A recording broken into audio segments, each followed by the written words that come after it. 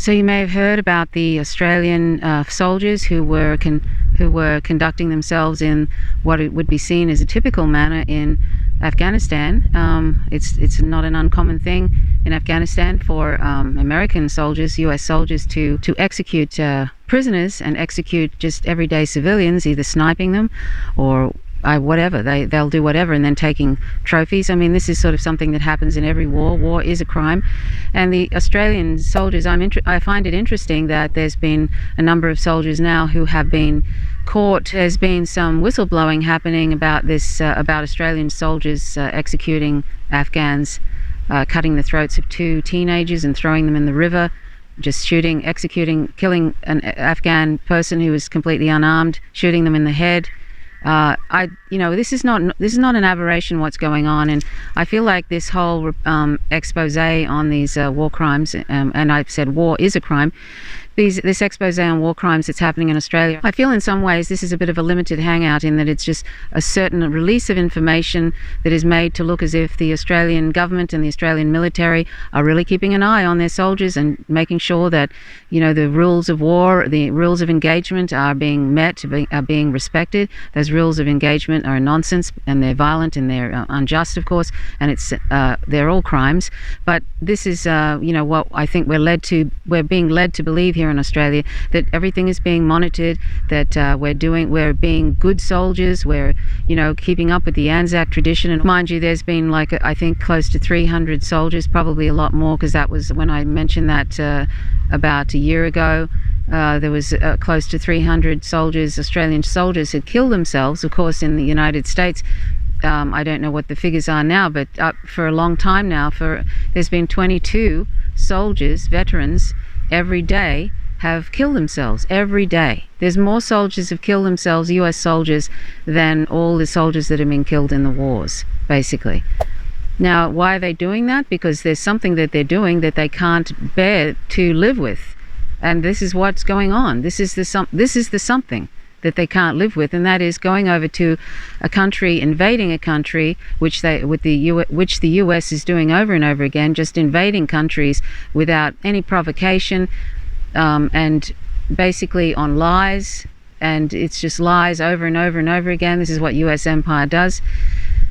And these people who join up the US military, many of them join because it's like a poverty draft. If the United States wasn't so busy lining the pockets of corporations and actually gave people, didn't have huge, tremendous debts that students are laden with, if it had Medicare for all and all the civilized things that any society should have, a lot of these people would not be joining. And of course, there is also a racist element there, and but a lot of it is poverty draft stuff.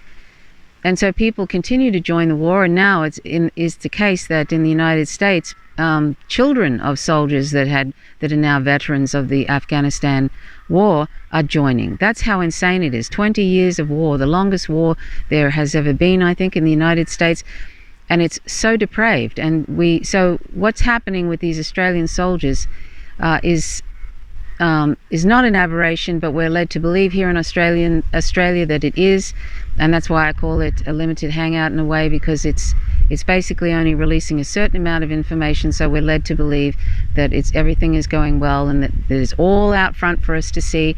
No, it's not. It's not out front for us to see, and we'll never know the extent of the depravity of the military's actions in their countries, in Afghanistan, Iraq, and the list goes on, in Syria. And although the only good thing about this is that people are made aware of the war here, of the Afghanistan war here in Australia, and maybe they'll think, why on earth are we there? Why are we there? Why are we involved in these wars? Because, as I've said before, both parties, the major parties here in Australia, if the US says jump, they say how high. They don't actually, we're part of the Five Eyes program, but we just go along with whatever they dictate to us, whatever foreign policy they want us to have. Like, for example, what is happening now, the saber rattling towards China, and now there's a Cold War towards China, and we're just going along with it, even though China is our biggest trading partner here in Australia, and we've had a very good relationship with China for a long time. And then suddenly, just like that, at the flick of a switch, the US says, okay, Obama says, I'm doing a pivot to Asia, and what do? We just go along like an obedient little lackey, go along with whatever they want. How insane to pick a fight, Australia to pick a fight with China, with 1 billion people.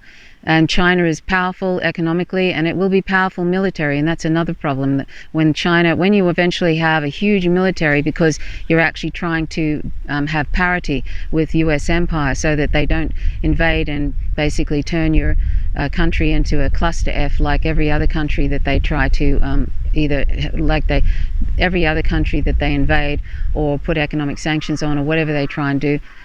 China is trying to resist that, and they have a very good chance of being able to resist it with the help of Russia.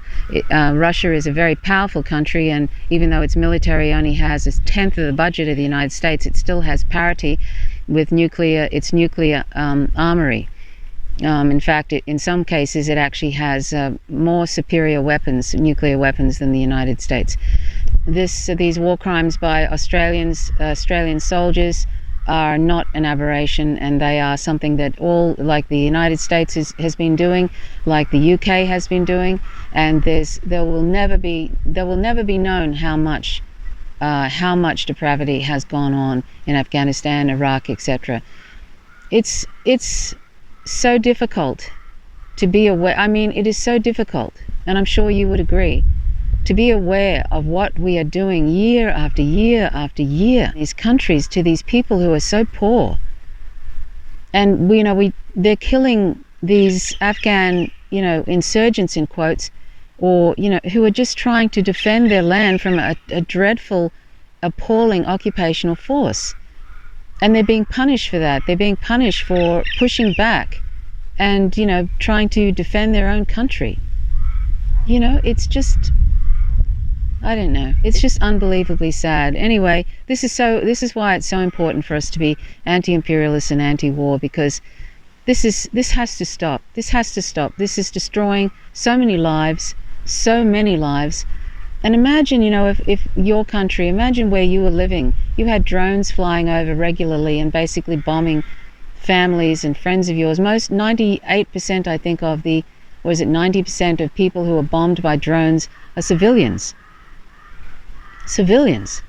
So, can you imagine? I just can't imagine seeing a drone flying overhead and thinking, oh my God, are they going to bomb me? Are they going to bomb my house? Are they going to kill my family, my friends? In a hellfire missile that just incinerates people and decapitates people. I mean, it's unimaginable what that must be like. And that's just a snippet. And then to know that they're going around and destroying your infrastructure and trying to basically, and then it ends up, what fills the vacuum are people who are so conservative often and violent, because they end up, that ends up creating vacuums for more violent people to take over. And they like that. The US likes that. They want people they can control. They want dictators in these countries.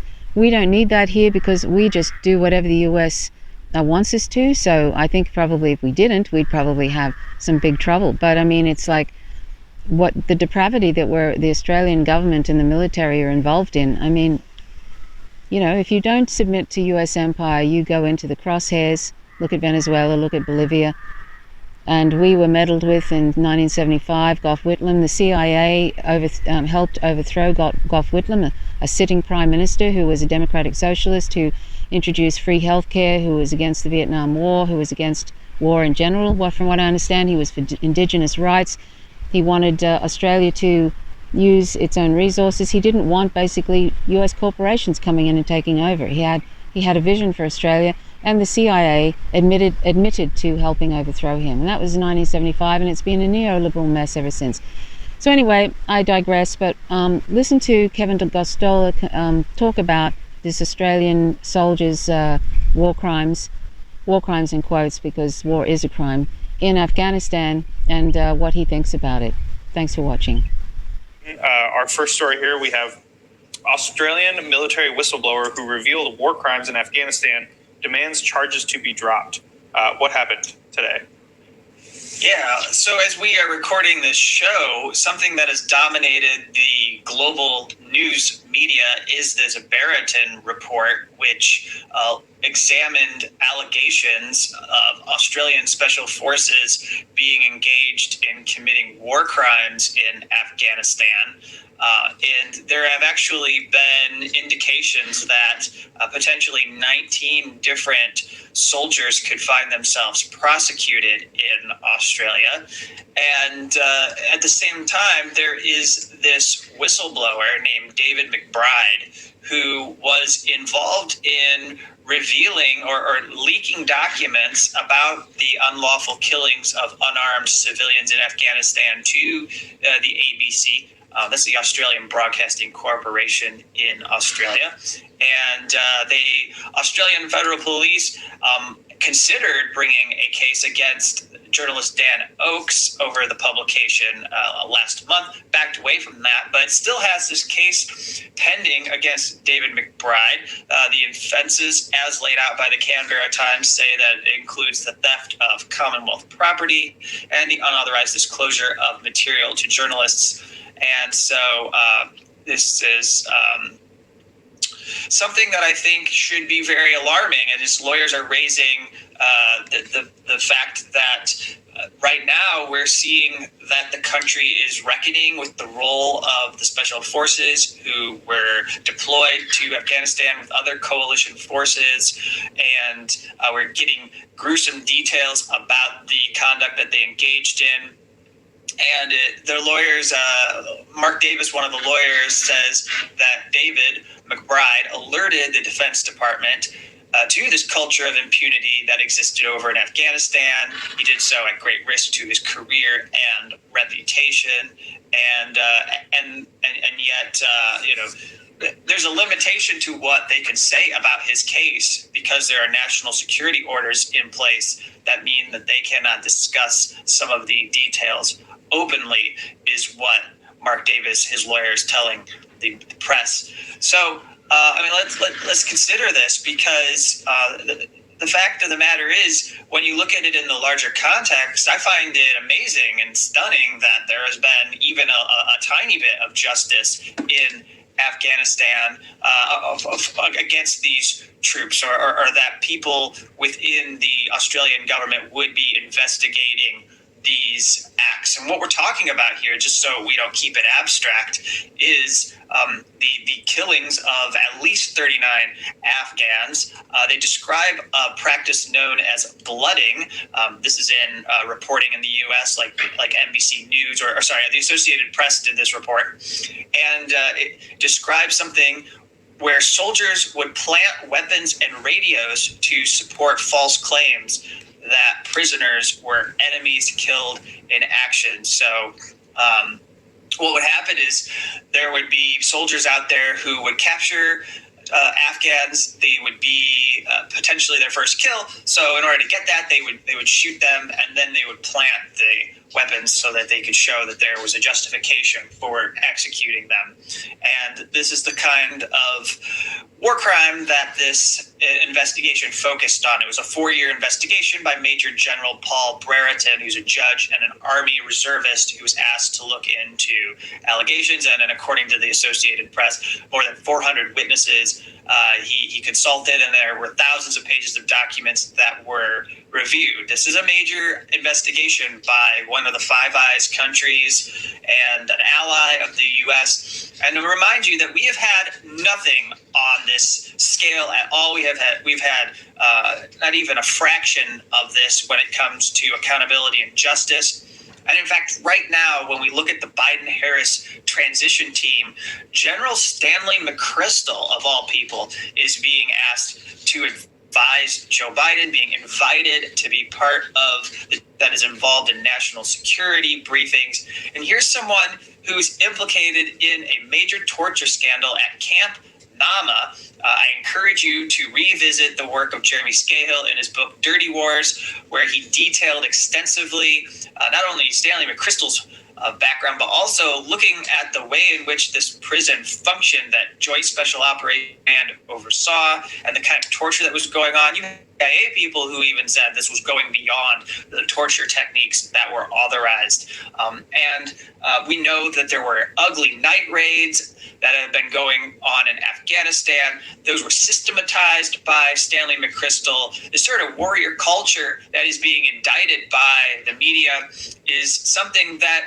is just commonplace among troops in the last decade in the United States. So, I mean, I have to say that when I read these stories about the Australian special forces, while it is an objectionable behavior, at the same time, it seems like a very nice opportunity for the U.S. government to essentially virtue signal about how it cares about the decorum and the good order and discipline of troops, and that there's a certain way that people should treat those that they capture, when in fact that's not how any U.S. soldiers have acted. And we know from following Julian Assange's case closely and looking at the WikiLeaks revelations that the U.S. government has gone above and beyond to make sure that there's no accountability for soldiers, and even requiring agreements with Afghanistan and Iraq that had immunity for troops so that there could not be investigations of soldiers. So, I don't have any idea if Australia was able to ever get that kind of a sweetheart deal for their own forces, but it does seem like there was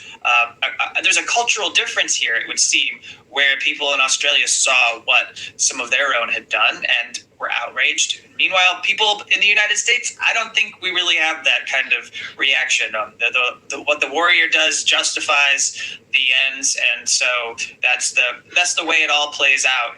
They get to go around engaged in massacring people, and to even display trophies showing off the people that they killed. I mean, we've seen photos circulate in the past where these soldiers were celebrating who they had just killed. So that's my commentary on what we're seeing happen today. And I think, obviously, for this show, the most crucial thing is that you would have a whistleblower like this in Australia who, no matter where they are in the world, should clearly be seen as a kind of hero for trying to inform the public about the unlawful killings of civilians in Afghanistan.